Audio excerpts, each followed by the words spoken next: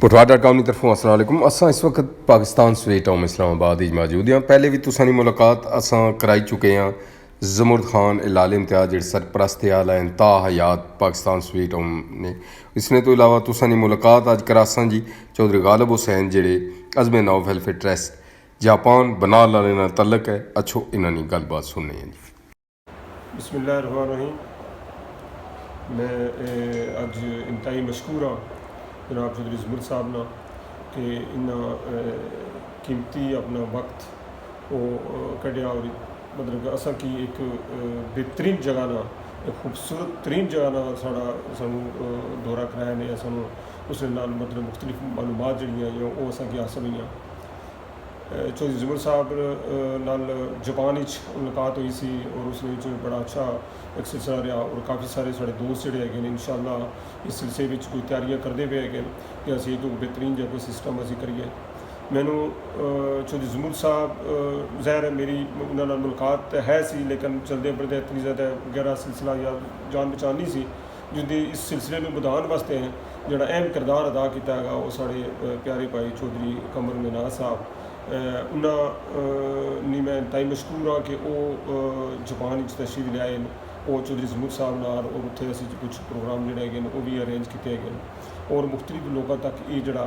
बड़ा खूबसूरत जहा पैगाम है जोड़ा तुसा सारे ये बड़ी ड्यूटी हैगी वो असा लोगों तक जड़ा वो असा पता चलिया इस सिलसिले और मेरी बड़ी ख्वाहिश से गैर पाकिस्तान जान नाल मैं सब तो पहला जो काम करसा वो ये करना कि वो मैं इंशाअल्लाह पाकिस्तान स्वीट होम ही जासा और अज के सिलसिले में जनाब सुल्तान महमूद इलियास साहब का भी बड़ा मशहूर है जी कि वो भी नाल तशरीफ लाए वो ज़ाहिर है इस अदारे में रह भी चुके इसने मुंसलिक भी रहे हैं उन्होंने इस बारे ज़्यादा इन्फॉर्मेशन सी और मिगी रस्ते जाने में भी काफ़ी सारी चीज़ा जी वो दसने रहे और इतना आके पहुँच के मैं देखा जी कि मैं इंतहाई जेल जिस तरीके मैं सुन रहा था उस तो ज़्यादा मतलब कि उसको मैं अच्छा पाया जी। ज़ाहिर है मुख्तलिफ मैं दरसगाह या मदरसे है उन्हें लोग जाते हैं स्कूल्स है मुख्तलिफ जगह कुछ इस तरह की तीमन अदारे भी होंगे दुनिया भी अस करते रहते हैं लेकिन यह जी जगह हैगी ये तो बिल्कुल मैं डिफरेंट पाई और ख़ास करके बहुत सारी चीज़ा ऐसी तकी है कि जिस तरह एक असी लोग जोड़े अपने घर में रहते हैं तो अपने घर में जी चीज़ा जड़िया सानू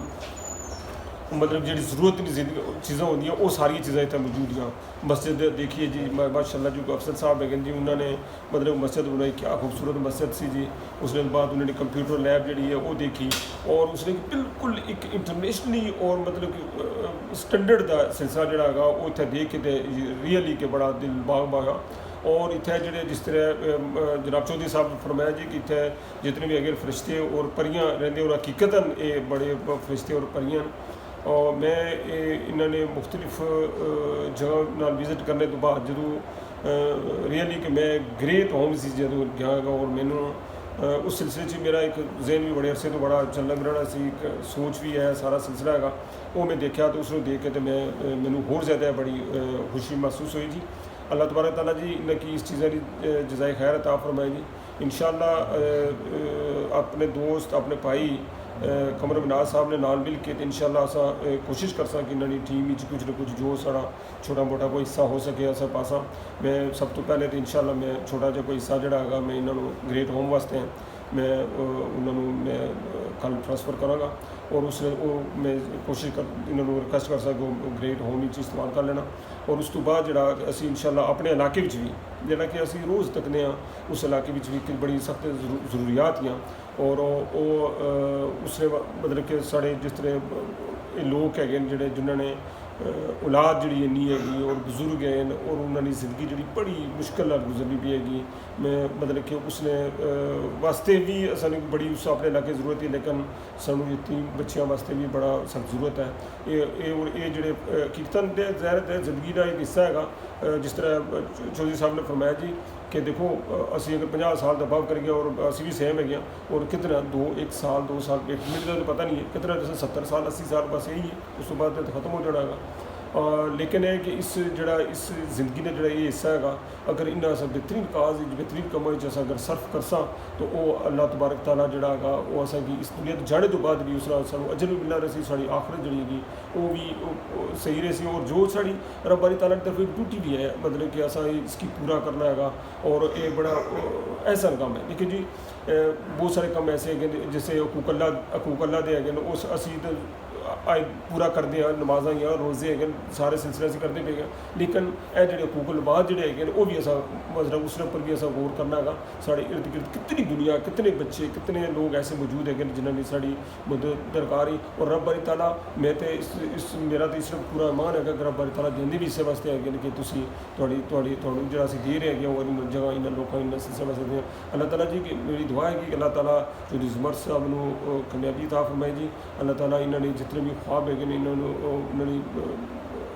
पाया तकमील तक रब बारी तआला इन्होंने कुछ है इन्होंने होर हिम्मत है इंशाअल्लाह साढ़े को जो भी छोटे मोटे मसैल च रह के भी जो भी साढ़े को हिस्सा होया असा इंशाअल्लाह इन्होंने टीम के शामिल रहे इंशाअल्लाह जापान जितने भी दोस्त बाप रहने है मेरा उन्होंने की भी ये पैगाम है जी मतलब कि देखो ये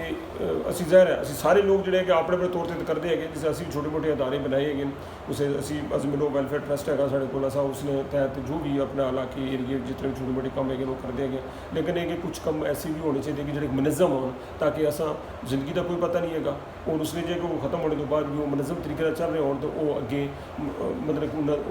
अगे चलते रहे मन ये साड़ी जी है वो साड़ा दीन भी सानू ये कहता है और साड़ी तरबियत भी है और सानू करना भी चाहिए है कि उसने बस पैर उसने तक पहुँचा जितने भी साढ़े दोस्त पठवार के एरिए ने लोग मैं अक्सर बेशतर उन्होंने सारे लोगों की अक्सर मैं कहना भी रहना कि जोड़े लोग इंग्लैंड ही मौजूद है